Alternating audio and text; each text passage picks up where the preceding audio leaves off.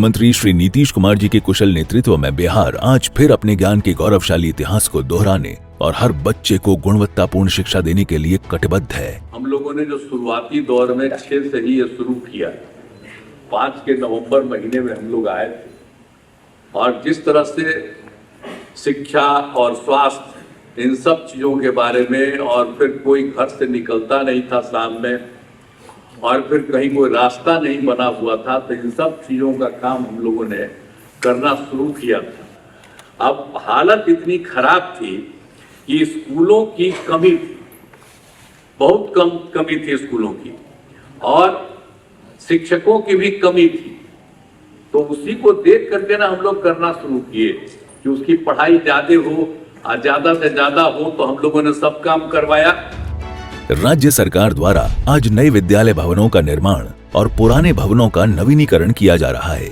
विद्यालय परिसर की स्वच्छता, स्वच्छ पानी की उपलब्धता के संग मिड डे मील योजना को और प्रभावी बनाया जा रहा है।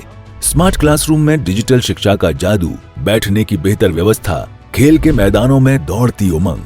अब बिहार के विद्यालय बच्चों को सिर्फ पढ़ा नहीं रहे, बल्कि जीवन की हर चुनौती के लिए तैयार कर रहे हैं। पहले जैसे स्कूल हुआ करता था, अब वैसे नहीं। अभी स्कूल में बहुत सारा बदलाव आ गया। जैसे हमारे खेलने के लिए बहुत बड़ा मैदान है यहाँ, जिसमें हम अलग अलग तरह के गेम खेल सकते हैं, जैसे खो खो, पकड़म पकड़ाई, लुका छुपी, हम लोग सब चीज़ खेलते हैं। और यहाँ पे मैदान में जो बाउंड्री घेराया है, इसके लिए लड़की लोग को, जैसे लड़की लोग फील करती है कि हम अभी बहुत सेफ हैं।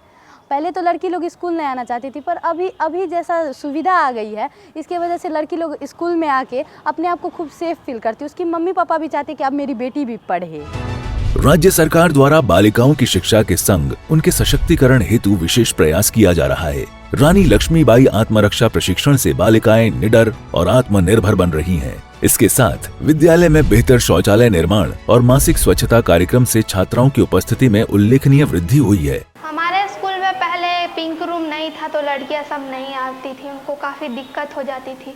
पर लेकिन जब से पिंक रूम बना है तो इससे काफ़ी प्रॉब्लम सॉल्व हुई है। और इसमें अगर किसी लड़की को पेट दर्द होता है तो यहाँ पे एक बेड भी है जिस पे वो लेट सकती है। इससे काफ़ी अच्छा प्रॉब्लम हमारा सॉल्व हुआ है। हमारे विद्यालय में स्वच्छता भी है, जिससे काफ़ी बच्चे हमारे स्कूल में आते हैं। हमारे विद्यालय में स्वच्छता में पुरस्कार भी जीता है।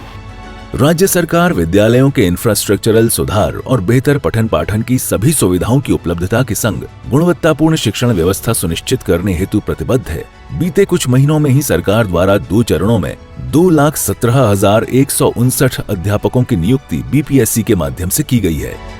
बीपीएससी के माध्यम से चयनित इन अध्यापकों के संग सक्षमता परीक्षा उत्तीर्ण लाखों स्थानीय निकाय के शिक्षकों को राज्यकर्मी का दर्जा दिया जा रहा है। इसी माह 1 मार्च 2025 को सक्षमता परीक्षा उत्तीर्ण स्थानीय निकाय के कुल 59,028 शिक्षकों को नियुक्ति पत्र प्रदान कर उन्हें राज्यकर्मी बनाया गया है।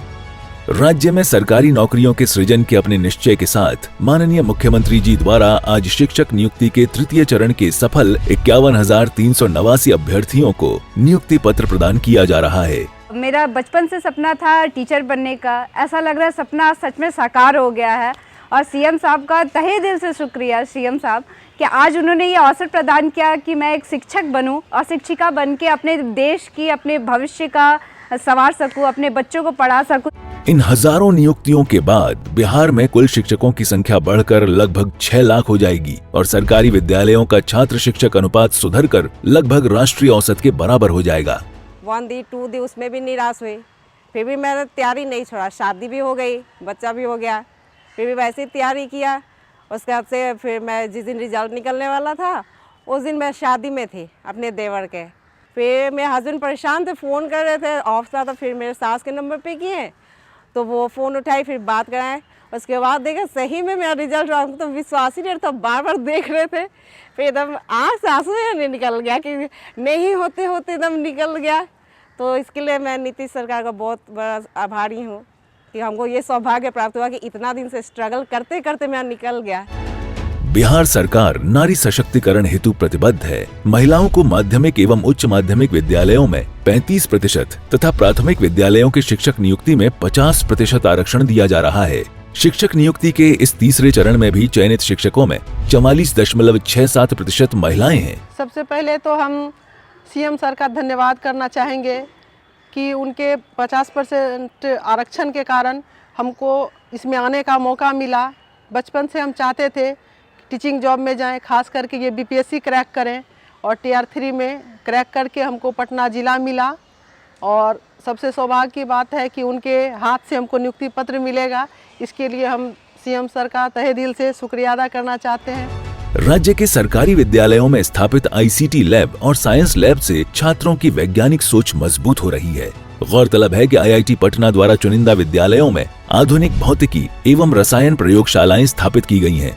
विद्यालयों में FLN और TLM किट के माध्यम से शिक्षा को रोचक और प्रभावी बनाया जा रहा है।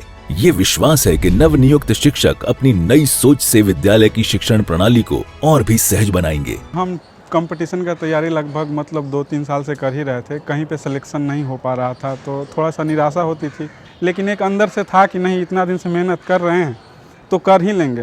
तो उसी बीच में सर कुछ दिन बाद, 1 या 2 मंथ बाद फिर से आ गया टीआर 3 का नोटिफिकेशन, और मेरा सिलेक्शन मैथ साइंस में क्लास 6 to 8 हुआ और रैंक सर पूरे बिहार में 6th आया है।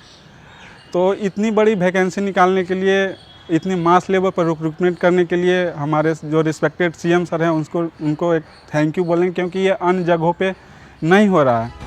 अटल नवाचार मिशन 2016 के अंतर्गत चरणबद्ध तरीके से अटल टिंकरिंग लैब्स ATL स्थापित किए जा रहे हैं। प्रथम चरण में राज्य के 76 चिन्हित विद्यालयों में ATL स्थापित किया गया है, जहां 9वीं से 12वीं कक्षा तक के छात्रों में विशिष्ट तकनीकी कौशल विकसित कर उन्हें 21वीं सदी की चुनौतियों के लिए तैयार किया जाएगा।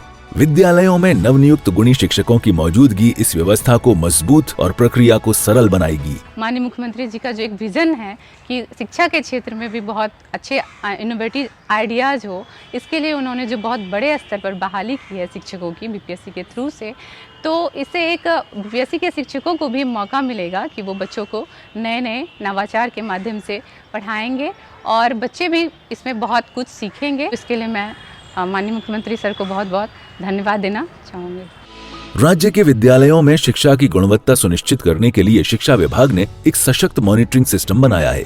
राज्य स्तर पर कमांड एंड कंट्रोल सेंटर विकसित किया गया है, जिसके माध्यम से आज अभिभावकों, छात्रों, शिक्षकों के साथ शिक्षण व्यवस्था से जुड़े अन्य सभी के सुझावों और शिकायतों का त्वरित निष्पादन किया जा रहा है।